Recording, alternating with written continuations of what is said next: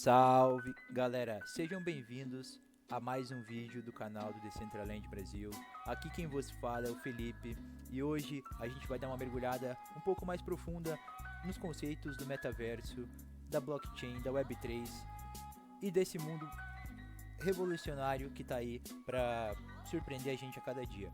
Bom, tem muita coisa para ser falada, então vamos lá.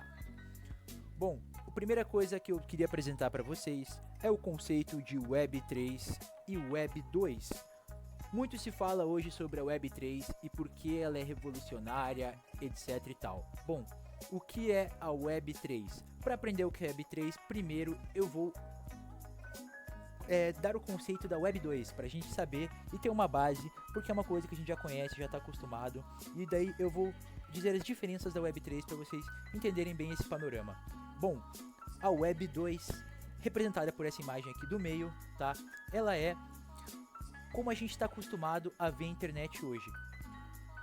Os pontos, as circunferências vazias aqui, as circunferências não preenchidas, são os usuários. E as circunferências preenchidas seriam as empresas da internet, as empresas prestadoras de serviços. Por exemplo, a Steam, a Riot, Netflix, entre outros.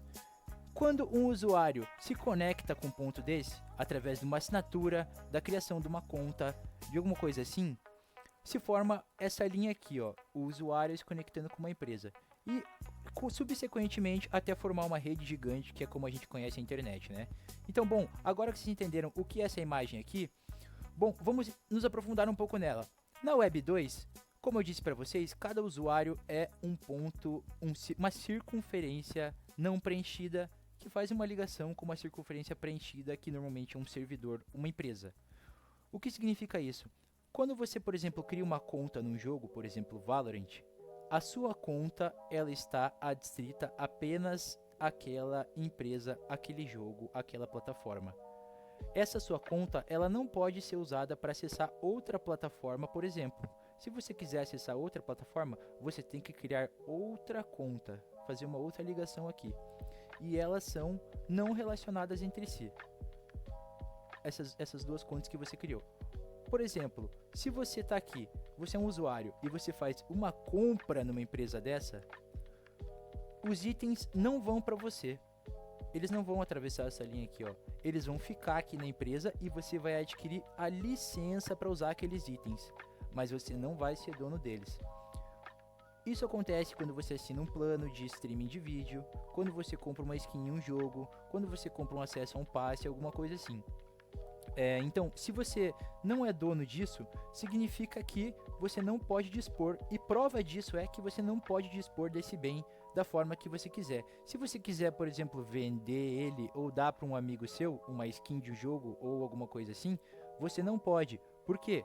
Porque você não é dono dela. Você só comprou a licença para usar. E é assim que todas as empresas hoje funcionam no Web 2. Todo o fundo, toda a verba que você investe nela fica com ela e é administrada por ela e é de patrimônio dela.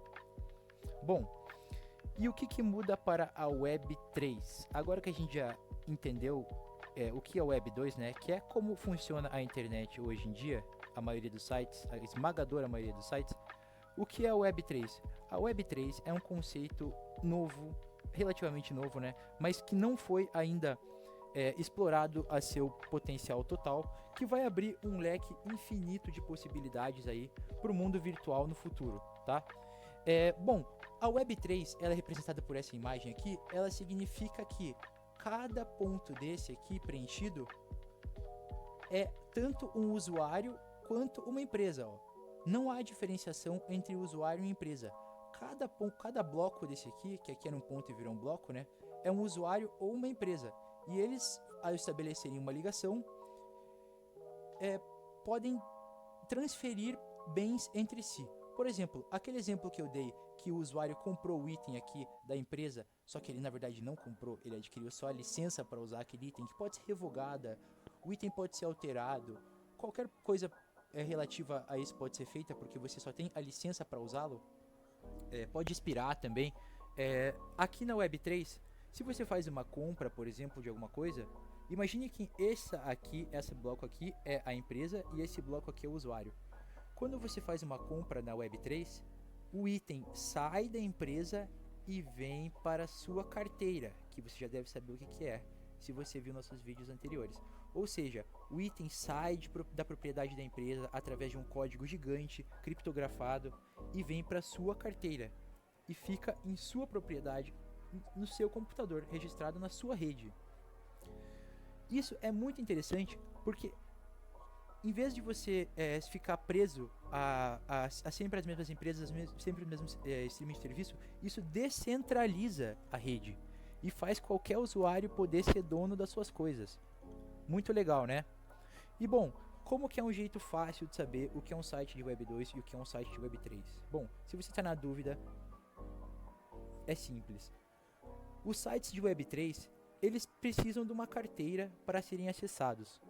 Ou seja, em vez de você criar um cadastro, por exemplo, eu vou criar uma conta no Gmail, tem que criar um cadastro lá no Gmail. Agora eu vou criar uma conta na Steam, tem que criar uma conta na Steam. Vou criar uma conta no Mercado Livre, eu tenho que criar outra conta no Mercado Livre. Em vez de seu cadastro ficar adstrito a apenas a empresa que você se cadastrou, o seu cadastro é geral. Ele é como se fosse um endereço, ele é como se fosse, não, ele é chamado inclusive de endereço virtual, e ele pode ser usado para transferir bens e para fazer o cadastro em qualquer site da plataforma do Web3. Qualquer jogo, qualquer coisa, a única coisa que você vai usar para acessar é sempre a sua MetaMask. Tendo uma carteira da MetaMask, você se torna um bloco dessa corrente aqui, gigante, dessa rede gigante aqui, e você tem independência para acessar qualquer um dos outros blocos e interagir com eles. Bom, colocando de uma forma mais visível aqui, isso aqui seria um usuário, isso aqui seria um outro usuário, e isso aqui, por exemplo, poderia ser o Decentraland, e todos estariam conectados através do Decentraland. Se você ganha um item no sorteio do Decentraland, por exemplo, o item vem e passa para a carteira de cada um dos usuários que foi vencedor daquele item. Bom, agora que a gente já tem o panorama geral do que é o Web 2 e do que é o Web 3, a gente vai falar das camadas da Web 3. Bom, eu vou ficar um pouco mais nessa imagem aqui, porque essa imagem da Web 3 aqui é interessante porque ela tá bem ilustrativa para mostrar o conceito que eu quero passar de blockchain. Por que falam que a Web 3 é a blockchain? O que é uma blockchain? Bom, existem várias redes do Web 3 que cada uma se chama blockchain. E o que seria blockchain? Blockchain, a tradução seria corrente de blocos, significa blocos interligados por correntes, que é exatamente o que a gente tem nessa imagem aqui, certo? E esses blocos interligados por correntes são estruturas independentes interligadas por fios que transmitem informações e permitem que eles interajam. É a mesma coisa da Web 2, só que cada usuário, cada endereço é independente entre si. Bom, cada carteira, quando você cria uma carteira da MetaMask aqui, você se torna um bloco independente dessa corrente de blocos da Web3. Eu acho que deu para entender, né? Bom, nessa Web3 existem camadas. Calma, que agora tá ficando confuso, mas eu vou explicar bem. Esquece essa primeira parte agora, essa parte da Web 2 e da Web 1, e vamos falar só da Web 3. Fica só com essa imagem aqui na cabeça, tá? E vamos para essa imagem aqui. Bom, agora que a gente já sabe que a blockchain são blocos interligados por correntes, a blockchain ela surgiu primeiramente na camada 1, a blockchain chamada Layer 1, a camada 1. Isso significa que as redes mais antigas, por exemplo, Ethereum, elas rodam na camada 1. Elas em si são a estrutura da sua própria rede. Elas são as redes primárias. A Ethereum seria isso aqui, ó, galera.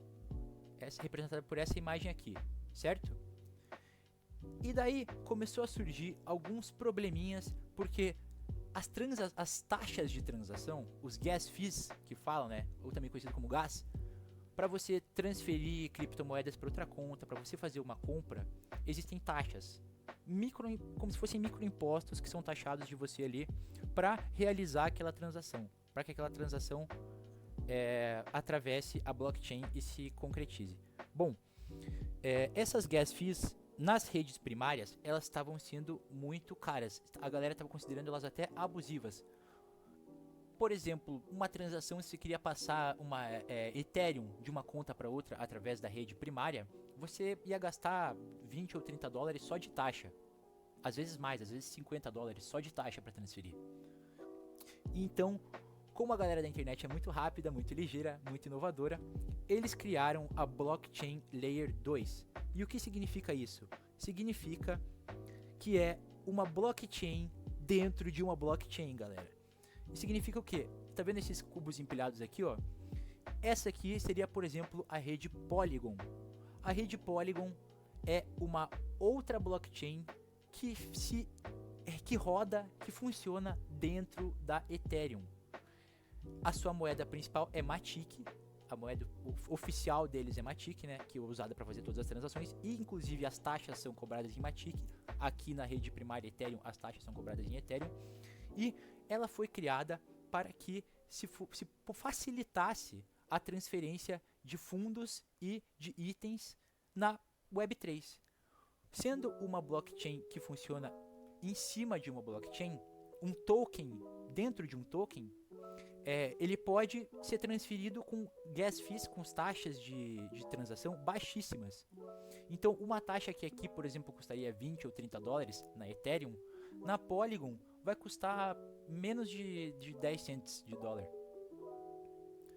Então, é muito interessante, galera. São conceitos bem relativamente fáceis de entender e que quando você entende, pelo menos eu quando entendi, fiquei muito surpreso e fiquei muito feliz e estou muito ansioso para ver o que o futuro traz aí para esse mundo revolucionário, esse mundo incrível